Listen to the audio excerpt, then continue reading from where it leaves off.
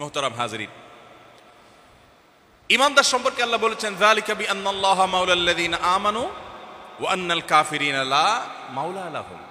একজন অবিশ্বাসী মানুষের সাথে একজন ঈমানদারের পার্থক্যের জায়গা হলো এখানে যে বিশ্বাসী মানুষ ঈমানদার, তার অভিভাবক আছে, তার একটা বলার জায়গা আছে। আমি প্রায় সময় বলার চেষ্টা করি, আপনি আমি যত বড় শিক্ষিত হই না কেন, যত বড় ক্ষমতার মালিক হই না কেন, আপনি আমি যত বড় চেয়ারে অধিষ্ঠিত হই না কেন, যত সম্পদের অধিকারী হই না কেন, যত বড় মানুষ হই না কেন, প্রত্যেকটা মানুষ মুখাপেক্ষী। আল্লাহ সুবহানাহু ওয়া তাআলা এই কথাকেই কোরআনে বলেছেন যে আনতুমুল ফুকারা, তোমরা সবাই অভাবী। পৃথিবীতে কোনো মানুষ প্রকৃত অর্থে ধনী হতে পারে না, প্রত্যেকের অভাব আছে, প্রত্যেকের দুর্বলতা আছে, প্রত্যেকের চাওয়া এবং পাওয়ার জায়গা আছে, সে যেই হোক না কেন। এই অভাবী মানুষদের মধ্যে আমরা যদি কোনো একটা জায়গা চাওয়ার জায়গা থাকে, একজন পরম ক্ষমতাধর মানুষ, তারও কিছু সংকীর্ণতার সীমাবদ্ধতার জায়গা আছে, বলতে পারে না মানুষের কাছে, তারও বলার একটা জায়গা দরকার আছে। একজন মানুষ অনেক পয়সা কড়ি আছে, পয়সা দিয়ে সবকিছু সলভ করা যায় না। ধরুন ওনার স্ত্রীর সাথে ওনার বোঝাপড়াটা ভালো যাচ্ছে না, টাকা দিয়ে এখানে কিছু করা যাচ্ছে না, তাহলে এই ভদ্রলোকের এই সমস্যাটা সলভ করার জন্য একটা জায়গা তার দরকার আছে না নেই? কিন্তু সাধারণভাবে তো থাকে না, উনি কোথায় কার কাছে যাবে? আর এই জন্য আল্লাহ তাআলা বলেছেন যালিকা বিআন্নাল্লাহা মাওলাল্লাযীনা আমানু। আপনি যত বড় ক্ষমতাবান, যত বড় শিক্ষিত, যত বড় চেয়ারের মালিক এবং যত সম্পদশালী হন না কেন, আপনি যদি ঈমানদার হন, আপনার একটা ঠিকানা আছে, আপনার একটা জায়গা আছে। সেই জায়গাতে আপনি আপনার যে কোনো চাওয়াকে সাবমিট করতে পারেন, নিবেদন করতে পারেন, সেটা হলো আল্লাহ তাআলার দরবার। কাউকে বলতে পারছেন না, আপনি ভোর রাতে সিজদায় গিয়ে চোখের পানি ফেলে আল্লাহর সাথে কথা বলতে পারছেন, নামাজে দাঁড়িয়ে কথা বলতে পারছেন। সালাতকে নবী সাল্লাল্লাহু আলাইহি ওয়াসাল্লাম বলেছেন মুনাজাত মা আল্লাহ, আল্লাহর সাথে কানাঘুষা, আল্লাহর সাথে কথোপকথন করার শামিল। আপনি মন খুলে একটু চোখের পানি ফেলে আল্লাহর কাছে ফরিয়াদ করতে পারছেন, আল্লাহ আমি কষ্টে আছি, তুমি দূর করে দাও। এই বলার জায়গাটা ঈমানদার আছে। আমরা ঈমানদার সন্তান হয়েও, মুমিনের ঘরে জন্মগ্রহণ করেও আমরা অনেকে এই বিষয়টি সম্পর্কে আমরা ওয়াকিফাল না। আমরা জানি না যে আমাদের বলার একটা বিশাল বড় জায়গা আছে, সেখানে যদি বলি আমি হালকা হয়ে যাব, আমার ডিপ্রেশন কমে যাবে।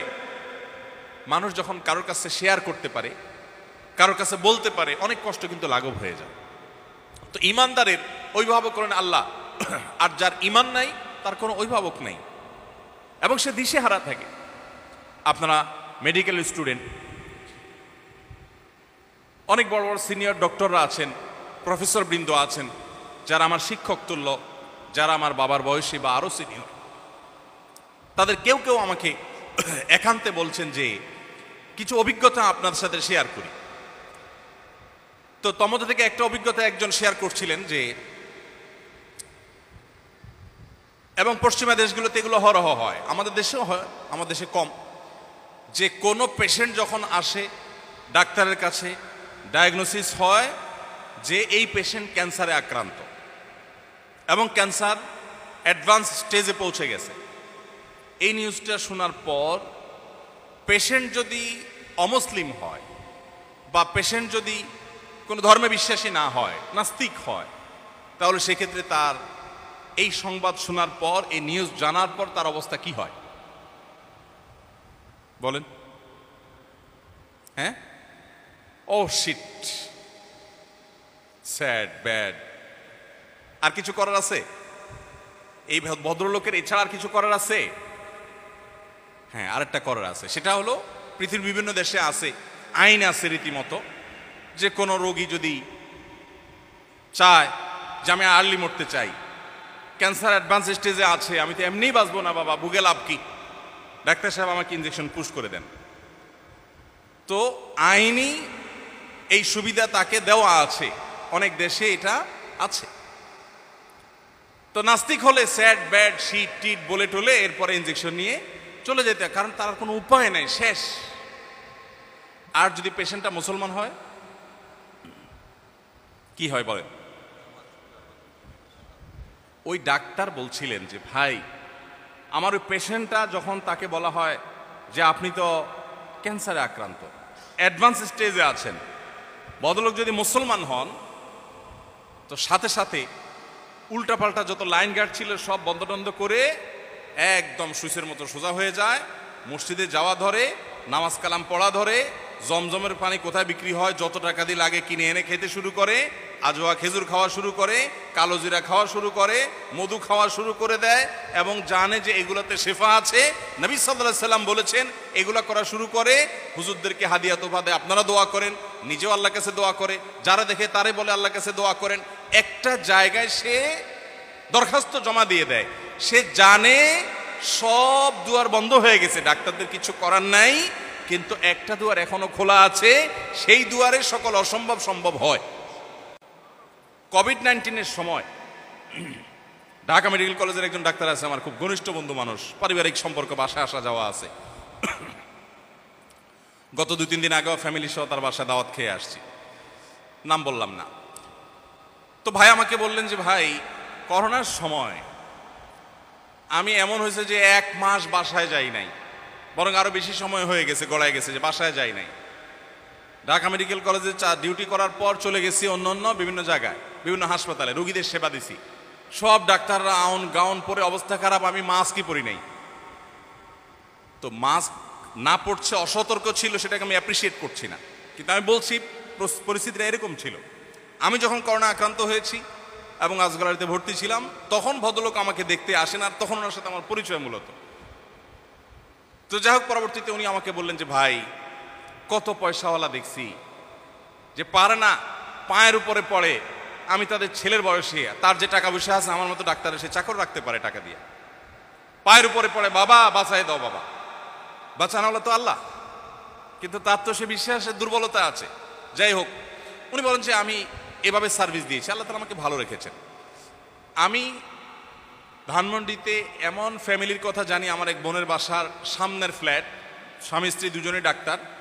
করোনার শুরুর দিকে ওনারা দরজা জানালা সব যে বন্ধ করেছেন, প্রায় 1.5 মাস না 2 মাস যাবৎ বন্ধই ছিল এবং তারা ভিতরেই ছিলেন, যা ছিল সেগুলো তারা খেয়েছেন, শুরুতে নিয়ে তারা ঢুকে গেছেন এবং ইতোমধ্যে তাদের দুজনেরই করোনা পজিটিভ ধরা পড়েছে এবং তারা হাসপাতালে ভর্তি হয়েছে।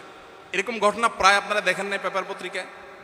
আবার এর বিপরীতে বাবা অসুস্থ, সন্তান বাবাকে সেবা করছে, ছেলে অসুস্থ, বাবা ছেলে সেবা করছে। এর মধ্যে কত অসতর্ক হয়েছে এবং এই জীবাণু যতটা ভয়াবহ, যত দ্রুত এটা বিস্তার লাভ করে, সেখানে দেখা গেল যে কিছুই হয় না, ভালো আছে। বলেন এখানে বৈজ্ঞানিক ব্যাখ্যা দিয়ে আপনি কি বুঝাবেন? কিছু বোঝানোর সুযোগ আছে? ওই ভদ্রলোকের ঘরে কোত্থেকে এই কোভিড-19 গিয়ে তার ওখানে অ্যাটাক করে বসলো, আর এত মাখামাখি করলে কিছুই হলো না। আপনি যদি ইমিউন সিস্টেম দুর্বল, স্ট্রং আর দুর্বলের কথা বলেন, তো অ্যাটলিস্ট রোগ তো ধরা পড়বে, তার শরীরের সেই রোগই ধরা পড়ে না একবারও টেস্টে। কাহিনী ভাইরা আমার, ইমানদারের ভরসার জায়গা হলো আল্লাহ রাব্বুল আলামিন। এটা মানুষকে কত শক্তিশালী জায়গা নিয়ে যায়। কোভিড-19 সময় সারা পৃথিবীর সব দেশে কম বেশি সাফার করেছে, তাই না? আপনি একটা জিনিস খেয়াল করে দেখবেন, মুসলিমরা তুলনামূলকভাবে একটু কম সাফার করেছে, ঠিক না? আপনি মানে সারা ওয়ার্ল্ডেই দেখেন যে মুসলিম দেশগুলো বা মুসলিম প্রধান শহরগুলো মুসলমানরা তুলনামূলক কম সাফার করেছে। ওই করোনার সময় একটা টেলিভিশন টকশোতে এক ভদ্রলোক, ধর্মবিশ্বাসী নন, তার সাথে একটা টকশোতে আমাকে একবার ডাকা হলো। আমি এই ধরনের টকশো যাই না, সাধারণত যাই না, কারণ এটা আমার সাবজেক্ট না, তারপরও যেতে হলো বিশেষ কারণে। তো প্রসঙ্গত এই কথা উঠে আসলো যে মুসলমানদের একটা বড় শক্তির জায়গা হলো আল্লাহর উপরে ভরসা। যে কোনো মানুষ যখন জানে যে আমার পেছনে একটা ছায়া আছে, হাত আছে, যে হাতটা আমি ধরতে পারি, তখন কিন্তু তার শরীরের মধ্যে এমন ইমিউন সিস্টেম স্ট্রং হয়ে যায় যে তার মনোবল চাঙ্গা হয়ে যায়। মুসলমানদের সেই জিনিসটা আসেন নাই। তো ইমানদার কিভাবে ডিপ্রেসড হয়ে যায়, ইমানদার কিভাবে ভেঙে পড়ে? আল্লাহ রাব্বুল আলামিন বলেছেন, ওয়ালা ইয়াইআস মির রাউহিল্লাহি ইল্লাল কওমুল কাফিরুন। আল্লাহর রহমত থেকে যাদের কোনো আল্লাহর প্রতি, কোনো সৃষ্টিকর্তার প্রতি বিশ্বাস নাই, তারা কাফেররা, তারা আল্লাহর প্রতি নিরাশ হতে পারে, তাদের আশা হতে পারে ও স্যাড ব্যাড বলে ইনজেকশন নিয়ে চলে যেতে পারে, বাট ইমানদার তো এটা করতে পারে না। ইমানদার তো একটা ভরসার জায়গা, আস্থার জায়গা আছে। আজ আমাদের তরুণরা আমরা আল্লাহকে চিনছি না, আল্লাহর সাথে আমাদের দূরত্ব বাড়ছে, দিন যত যাচ্ছে বাড়ছে, এবং দূরত্ব বাড়ার কারণে আমরা সুখী হতে পারছি না। আমি যে কথা শুরুতে বলছিলাম সেই জায়গায় ফিরে আসছি, সুখের উপকরণ বাড়ছে কিন্তু আমরা সুখী হতে